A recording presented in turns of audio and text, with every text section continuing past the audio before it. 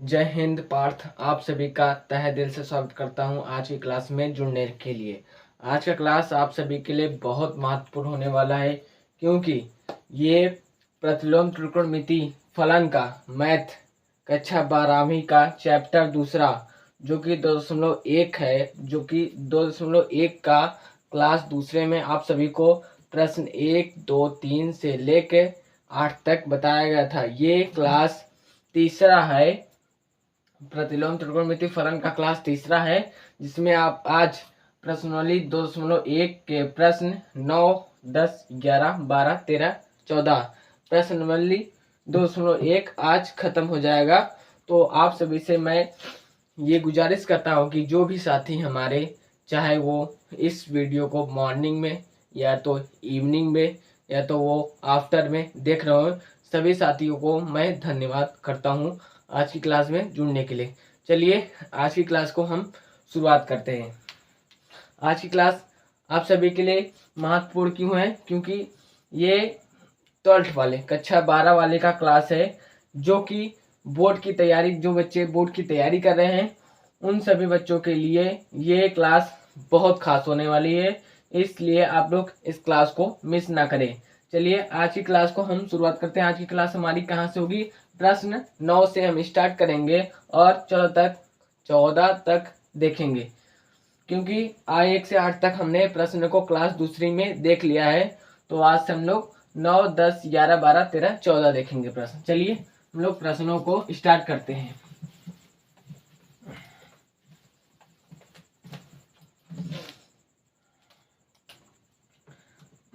क्या ज्ञात करना है कि निम्नलिखित के मुख्य मान ज्ञात कीजिए। निम्नलिखित के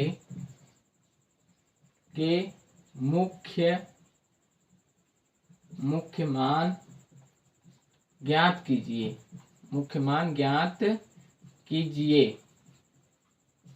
देखिए, इसमें हमने निम्नलिखित के मुख्य मान ज्ञात कर कीजिए में हमने 1 से 8 तक प्रश्न कर लिए थे। क्लास दूसरी में प्रतिलोम त्रिकोणमिति फलन के क्लास दूसरी में 1 से 8 तक हमने प्रश्न कर लिए थे, जो कि ये प्रश्न 2.1 जो कि 14 तक प्रश्न है। हमने सोचा था कि इसे प्रश्न 2.1 को दो क्लास में दो शिफ्ट में करे थे, 2 शिफ्ट में करेंगे। इसलिए शिफ्ट 1 में हमने 1 से 8 तक करा। अब शिफ्ट 2 में भी क्लास, अब ये क्योंकि प्रतिलोम त्रिकोणमिति की ये क्लास तीसरी होगी। काहे तीसरी होगी वो भी सुन लीजिए। आप पहले क्लास में आप सभी को प्रतिलोम त्रिकोणमिति किसे कहते हैं उसका बेसिक आधार बताया गया था, परिभाषा बताया गया था, फलन क्या होता है वो बताया गया था। इसलिए क्लास पहली वो हो गई और दूसरी क्लास में प्रश्नावली 2.1 बताया गया, जो कि 1 से 8 तक बताया गया था। अब क्लास तीसरी में प्रश्नावली 2.1 समाप्त हो जाएगी। चलिए इसमें क्या है प्रश्न देख लें। प्रश्न कौन सा है? प्रश्न कौन सा है? 9वां प्रश्न है। प्रश्न 9 क्या कह रहा है कि cos inverse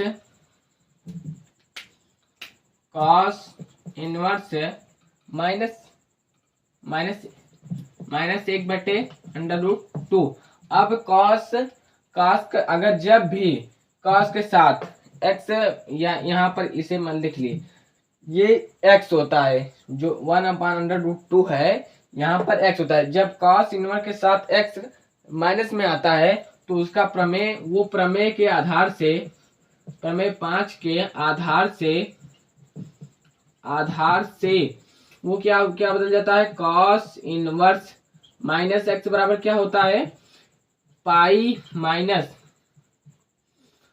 cos inverse pi minus x हो जाता है। देखिए वो क्या होता है? cos inverse pi minus x हो जाता है। लेकिन अगर जब कहीं x के स्थान पे कोई मान दिया हो तो वो क्या कैसे बदल जाता है? जैसे मान लीजिए 1/√2 है, cos है, तो यहाँ पर क्या हो जाएगा? cos हो जाएगा और पाई माइनस x हो जाएगा। तो इसका अर्थ है, अगर मान लीजिए cos इनवर्स माइनस x है, डायरेक्ट यही दिया है, तो उसका यहाँ पर ये cos तब नहीं आएगा, cos pi minus x direct आएगा। चलिए ये तो सूत्र होगा। इसी सूत्र के आधार पे हम इस मान को रख देते हैं। देखिए क्या है, हल करने पर यहाँ से हम लोग क्या कर रहे हैं, हल कर रहे हैं। कॉस इनवर्स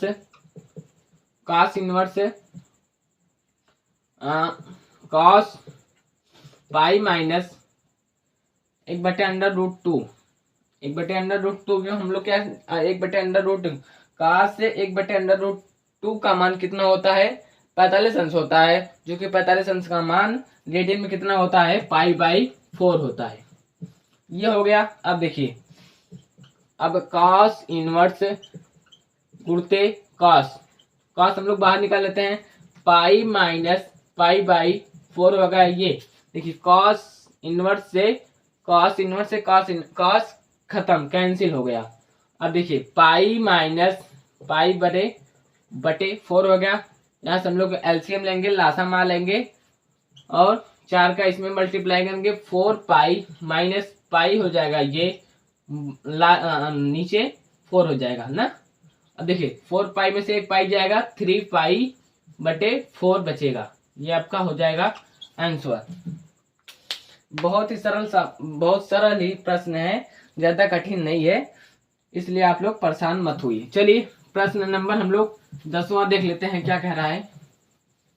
प्रश्न नंबर 10वां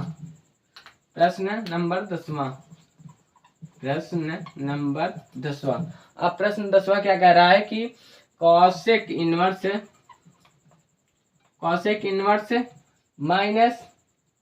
माइनस √2। अब देखिए इसे क्या, ये भी देखिए ये किसका होगा सूत्र, ये साइन का, जो साइन का प्रमेय। देखिए कॉस का, अगर कॉस के साथ -x है तो वो कहाँ कहाँ प्रयोग होगा, वो प्रयोग होगा सेक के साथ प्रयोग होगा और कॉट के साथ प्रयोग होगा। अगर साइन इनवर्स के साथ -x है तो उसमें कहाँ का ये इसका प्रमेय कहाँ का प्रयोग होता है, टेन के साथ प्रयोग होता है, कॉसेक के साथ प्रयोग होता है। ये समझ लीजिए आप, कॉसेक इनवर्स रहेगा, कॉसेक इनवर्स -x रहेगा तो वहां पर भी साइन इनवर्स -x का सूत्र ही प्रमेय ही प्रयोग होगा। उसी प्रकार टेन इनवर्स -x रहेगा तो वहां पर भी ये प्रयोग होगा। तीन में प्रमेय 4 प्रयोग होता है, 3 में प्रमेय 5 प्रयोग होता है। ये आप लोग समझ लीजिए। चलिए हम लोग देख लेते हैं प्रश्न। हम लोग प्रश्न कहते हैं प्रमेय 4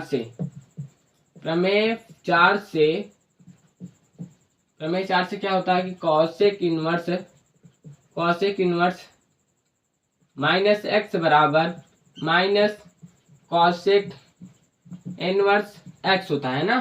तो उसी के आधार पर हम लोग रख देते हैं यहाँ पर कि कॉसेक माइनस कॉसेक इनवर्स √2, ये हो गया। अब देखिए हम लोग क्या करेंगे, माइनस, यहाँ माइनस को माइनस रहेंगे, ऐसे रहने देंगे। कॉसेक इनवर्स, अब कॉसेक √2 किसका मान होता है, देखिए साइन 45 अंश का मान, देखिए साइन 45 अंश मान कितना होता है, 1/√2 हो गया। अब देखिए साइन का उल्टा क्या होता है, 1/कॉसेक होता है ना। साइन का उल्टा क्या होता है, 1/कॉसेक होता है। तो ये जो 1/√2 है, देखिए यहाँ से एक से कैंसिल हो गया, तो ये क्या होगा, कॉसेक हो जाएगा। कॉसेक साइन 45 अंश मान, ये देखिए साइन 45 अंश मान ही होता है ना। साइन 45 अंश मान 1/√2 होता है। तो देखिए साइन का उल्टा कितना होता है, 1/कॉसेक होता है।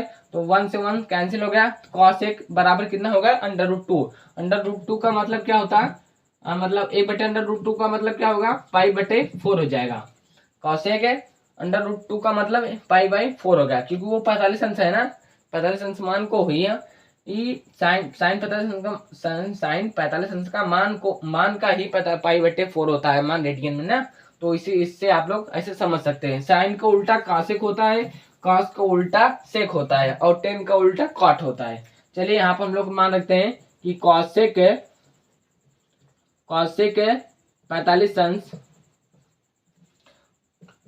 माइनस कॉसेक से कॉसेक कैंसिल कर देंगे हम लोग, अब माइनस गुणते कॉसेक π/4 हो गए ना। ये देखिए 50 अंश का मान कितना होता है, π/4 होता है। देखिए कॉसेक से कॉसेक इनवर्स कैंसिल हो गया। अब यहाँ देखिए माइनस तो माइनस रहेगा, π/4 ये क्या हो जाएगा पाई/4। ये आपका हो गया आंसर 10वां। चलिए हम लोग अब 11वां प्रश्न देखते हैं। प्रश्न नंबर 11वां देखिए। अब प्रश्न क्या है? प्रश्न नंबर 11। प्रश्न नंबर 11 क्या कह रहा है? देखिए tan inverse 1 plus cos inverse -1/2 cos inverse -1/2 और क्या है प्लस साइन इनवर्स -1/2। देखिए अब इन प्रश्नों को देखिए, पहले तो ये तो अलग अलग देता था, लेकिन अब इसमें क्या किया है कि तीनों को जोड़ दिया गया है। बस इतना आप लोग समझ लीजिए कि तीनों को जोड़ रहा है, तो उसी के आधार पे आपको रखना है। अब देखिए ये कॉस प्रमेय 5 के आधार पे होगा और ये कॉस प्रमेय 4 के आधार पे होगा। बस ये इतना आप लोग समझ लीजिए। चलिए इसे हल करते हैं। देखिए टेन इनवर्स 10 एक का मान क्या होता है? 10 45 अंश का मान 1 होता है। देखिए यहाँ पर 10 45 अंश हो गया। अब देखिए अब ये माइनस है।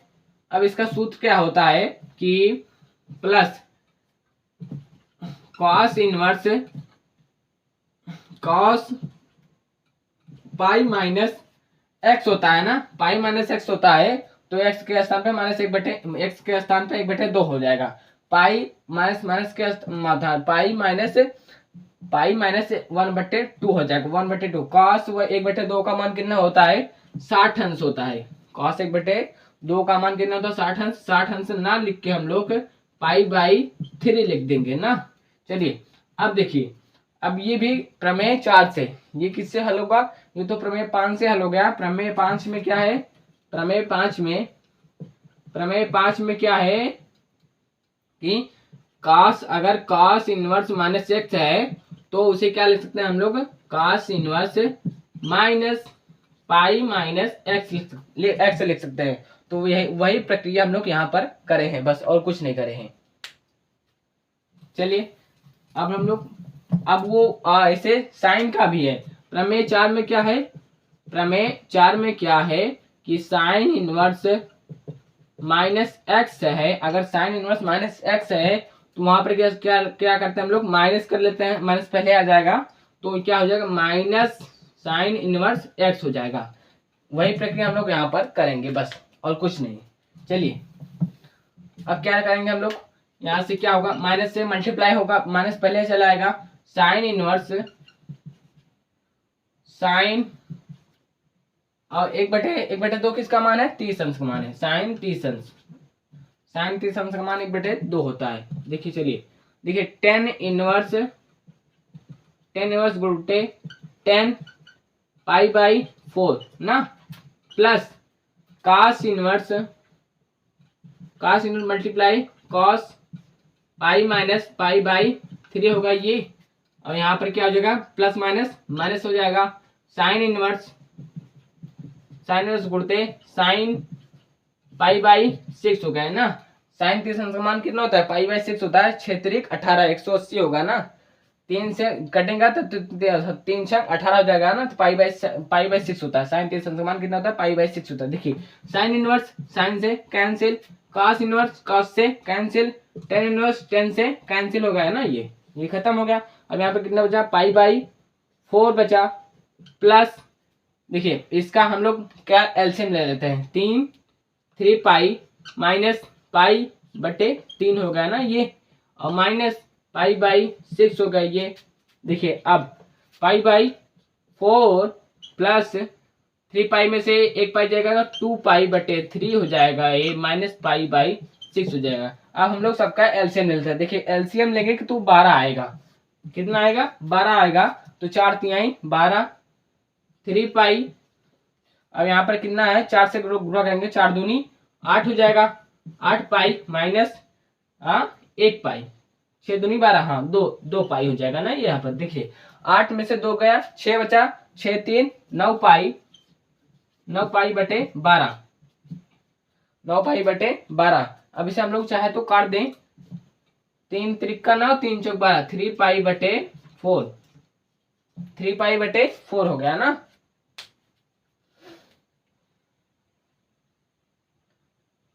हाँ सॉरी कॉस 60 अंश का मान होगा ना ये। cos इनवर्स -1/2 cos 60 अंश का मान होगा। ओ हाँ 3π/3, हाँ सही है सही π/3 ही cos 60 अंश का मान होता है। सही है ठीक है। चलिए ये देखिए आपका हो गया, ये आंसर कितना आएगा इसका 3π/4 आएगा। चलिए ये प्रश्न आपका 11वां हो गया। अब हम लोग 12वां देखते हैं। इसके बाद 2 प्रश्न और देख लें और आपका ये प्रश्न 2.1 समाप्त हो जाएगा। आज प्रश्न 2.1 आपका यहीं पर समाप्त हो जाएगा। चलिए 12 नंबर देख लेते हैं हम लोग। प्रश्न नंबर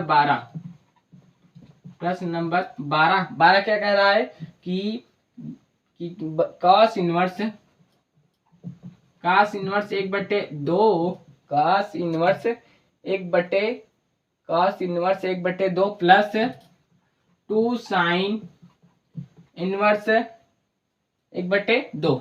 अब देखिए, अब पहले तो एक ही चलता था कि जैसे cos इनवर्स 1/2 है तो वहां दूसरा क्या हो जाता है, साइन इनवर्स हो जाता है, या तो cosec इनवर्स हो जाता है, या तो sec इनवर्स। लेकिन अब यहाँ पर देखिए कि दो बार साइन इनवर्स लिया गया। इसमें अगर जब कभी आपको ऐसे प्रश्न दे तो उसका एक सूत्र होगा। पहले आप किसे हल करेंगे, पहले आप इस प्रक्रिया को हल करेंगे। 2 साइन इनवर्स का एक सूत्र होता है। सूत्र क्या होता है, 2 साइन इनवर्स का एक क्या होता है, सूत्र होता है 1/2। या तो आप यहाँ पर x लीजिए, इसका सूत्र क्या होता है, x होता है। 2 साइन इनवर्स x का सूत्र क्या होता है कि साइन इनवर्स कोष्टक में 2x रूट में 1 - x² होता है। देखिए साइन 2 इनवर्स x का सूत्र क्या होता है, साइन इनवर्स 2x रूट में 1 - x²। अब इसी सूत्र के आधार पे हम यहाँ पर मान रख देते। चलिए हल करते हैं इसे। cos इनवर्स 1/2, देखिए cos इनवर्स 1/2 मान 60 अंश होता है। cos 60 अंश का मान cos 60 अंश होगा। ये हल करते हैं यहाँ से हम लोग। देखिए cos इनवर्स cos 60 अंश का मान हो गया प्लस, अब देखिए 2 साइन इनवर्स x के स्थान पे हम लोग क्या करेंगे, साइन इनवर्स 2 और x मान कितना है 1/2 है, ये रख देंगे हम लोग। 1 - x के स्थान पे 1/2 रख देंगे हम लोग, इसका स्क्वायर है। चलिए देखिए cos इनवर्स गुणते cos 60 अंश का मान π/3 होता है। cos 60 अंश का मान π/3 होता है प्लस, देखिए साइन इनवर्स, ये तो साइन इनवर्स रहेगा। देखिए दो से कैंसिल, ये तो खत्म हो गया। अब देखिए यहाँ पर 1 - 1/4 हो गया ना। ये 1/4 को अगर हम लोग स्क्वायर करेंगे तो 1/2 का अगर हम लोग स्क्वायर करेंगे तो 1/4 हो जाएगा। चलिए देखिए, ये देखिए cos से cos इनवर्स खत्म हो गया, π/3 बचा यहाँ पर प्लस साइन इनवर्स हम लोग इसका एलसीएम लेते हैं 4 - 1/4 ना। ये देखिए पूरा का स्क्वायर है ये। अब देखिए π/3 प्लस साइन इनवर्स √3/2। अब √3/2 कैसा आया, देखिए 4 में से 3 जाएगा, 4 में से 1 जाएगा, 4 में से 1 जाए, कितना बचेगा, 3 बचेगा। और 4 का अगर हम लोग स्क्वायर करेंगे तो उसका कितना आ जाएगा, 2 आएगा। तो इसलिए √3/2 आएगा इसका मान। डायरेक्ट हम लोग मान लिख लेते हैं। चलिए अब इसे हम लोग और हल कर लेते हैं, देख लेते हैं। π/3 प्लस साइन इनवर्स √3/2 मान था, √3/2 का मान कितना होता है, 60 अंश होता है। साइन 60 इनवर्स, साइन इनवर्स उड़ते साइन π/3, साइन इनवर्स साइन π/3। देखिए ये साइन इनवर्स से साइन इनवर्स कैंसिल हो गया, खत्म हो गया। और यहाँ आप लोग आंसर देख लेते हैं कि π/3 प्लस π/3 क्या हो जाएगा, 2π/3। ये आपका क्या हो जाएगा, आंसर हो जाएगा। ये 12वें का आंसर आपका हो जाएगा। चलिए इसे हम लोग मिटा देते हैं, आप लोग देख लीजिए और समझ लीजिए। आप लोग कमेंट में बताइए कि आप लोगों को प्रश्न आसानी से समझ में आ रहा है ना, समझने में कोई दिक्कत कोई परेशानी नहीं हो रही है ना। कमेंट बॉक्स में आप लोग जरूर बताएं। चलिए दो प्रश्न और है। प्रश्न नंबर 13 देख लेते हैं हम लोग। प्रश्न 13 देख लेते हैं। प्रश्न 13 क्या कह रहा है कि साइन इनवर्स यदि साइन इनवर्स x बराबर y हो तो हमें ए दिया गया है। ए का ए कितना दिया गया है कि 0 बड़ा या बराबर हो, 0 से बड़ा या बराबर y का मान हो, 0 से बड़ा या बराबर y का मान हो, और y से छोटा या बराबर पाई हो। मतलब y का इतना मान आना चाहिए, या तो पाई के बराबर आ जाए या तो पाई से बड़ा आ जाए, इसका ये मतलब है। देखिए b क्या है, b क्या दिया गया है कि -π/2 से बड़ा या बराबर y का मान बड़ा या बराबर हो π/2 तक। -π/2 से बड़ा या बराबर हो y का मान इतना हो, बड़ा हो, वह π/2 हो, π/2 से बड़ा ना हो और उसके या तो बराबर हो। ये तो हो गया, दूसरा हो गया, बी हो गया। और सी देख लेते हैं, सी क्या कह रहा है कि 0 से बड़ा या बराबर y का मान पाई तक बड़ा हो, पाई से y का मान पाई से छोटा होना चाहिए।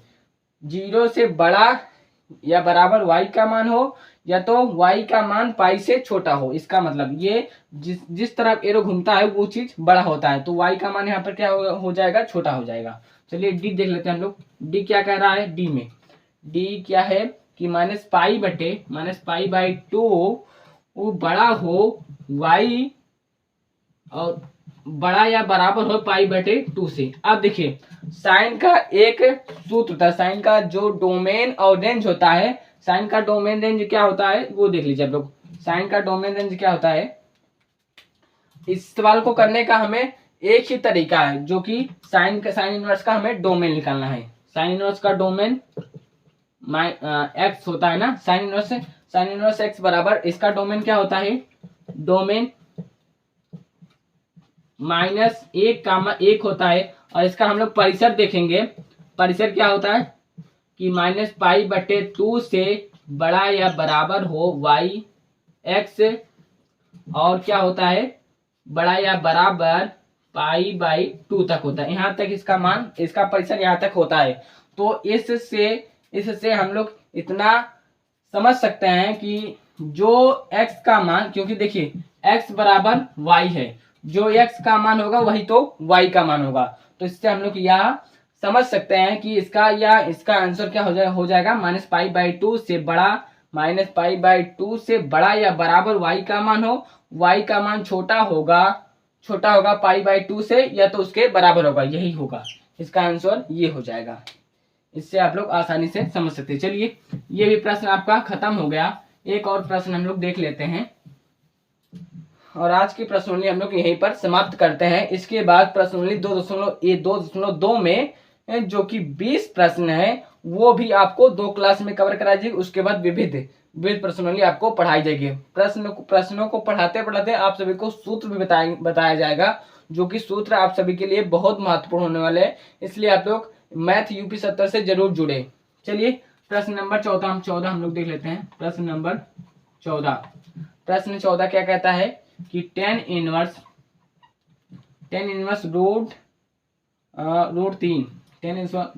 √3 माइनस सेक इनवर्स -2 का मान ज्ञात कीजिए। देखिए इसका मान ज्ञात करना है। अब इसे हम लोग हल करते हैं। चलिए देखिए हल। आप सभी को पहले मैंने अभी बताया कि इसका से अगर कॉस इनवर्स का, देखिए सेक हो चाहे सेक हो या तो कॉट हो, उसका प्रयोग प्रमेय 5 से किया जाता है, क्योंकि कॉस के प्रमेय के आधार पर ही, कॉस के 5वें प्रमेय के आधार पर ही सेक भी चलता है और कॉट भी चलता है। चलिए यहाँ हम लोग हल करते हैं इसे।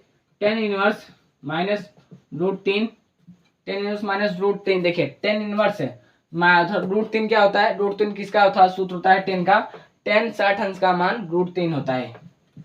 tan 60 अंश माइनस देखिए सेक इनवर्स। अब देखिए ये तो क्या हो जाएगा, ये हो जाएगा सेक पाई माइनस, अब देखिए 2 किसका मान है, सेक 2 का मान कैसे हम लोग याद करेंगे, देखिए सेक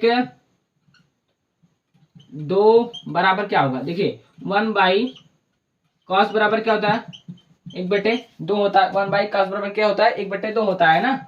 देखिए 1/cos बराबर 1/2 होता है। देखिए एक से एक कैंसिल हो गया। cos बराबर 1/sec होता है ना। cos बराबर 1/sec होता है। 1/cos का मान 1/2 होता है, तो 1/sec। देखिए एक एक से खत्म हो गया, तो sec बराबर 2 हो जाएगा। cos 1/2 का मान कितना होता है, 60 अंश होता है। उसी प्रकार sec 2 का मान कितना हो जाएगा, 60 अंश हो जाएगा। बस यही आप लोगों को समझाना था मुझे बस। चलिए अब इसे हम लोग हल करते हैं। tan इनवर्स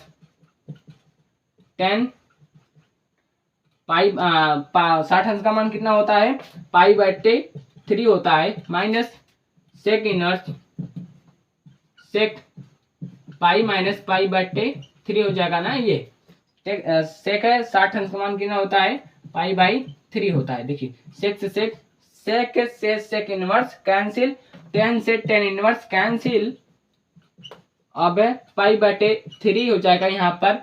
अब इसमें देखिए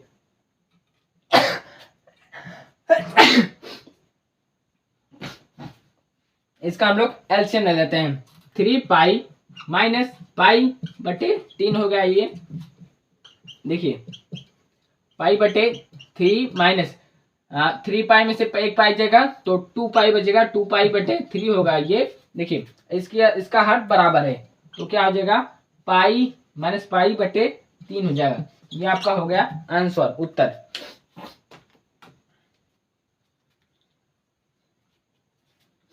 आज की हमारी आज की प्रश्नावली 2.1 यहाँ पर समाप्त होती है। जाते जाते आप सभी को बहुत प्यारी 2 लाइनें हैं जो कि सुना देता हूं। बहुत प्यारी शायरी है। चलिए हम शायरी को सुनाते हैं। आप लोग थोड़ा धैर्य से इस शायरी को सुन लीजिए। देखिए शायरी क्या है कि बड़ी प्यारी लाइनें हैं। क्यों देखकर हमें मुस्कुरा देती हो ऐ दोस्त,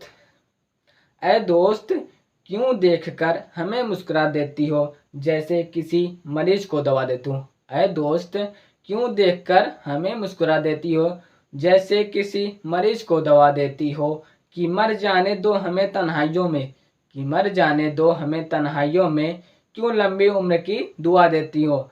मर जाने दो हमें तन्हाइयों में, कि मर जाने दो हमें इन तन्हाइयों में, क्यों लंबी उम्र की दुआ देती हो। चलिए जय हिंद साथियों, आप सभी का तहे दिल से धन्यवाद करता हूँ आज की क्लास में जुड़ने के लिए। हम लोग मिलेंगे आप सभी को क्लास चौथी में। ये क्लास तीसरी थी आप सभी को। क्लास चौथी में आप सभी को हम प्रश्नावली 2.2 का प्रश्न 1 से 10 तक हल कराएंगे। चूंकि प्रश्न बड़ा है, प्रश्न 1 से 20 तक है। प्रश्न 2 दिन और लगेगा। प्रश्न 2.2 में खत्म करने के लिए 2 दिन और लगेगा। तो आप लोग मैथ वाला से जुड़ना ना भूलें। ये आप लोग मैथ वाले से जरूर जुड़े। चलिए धन्यवाद आप सभी का करता हूँ इस क्लास में जुड़ने के लिए।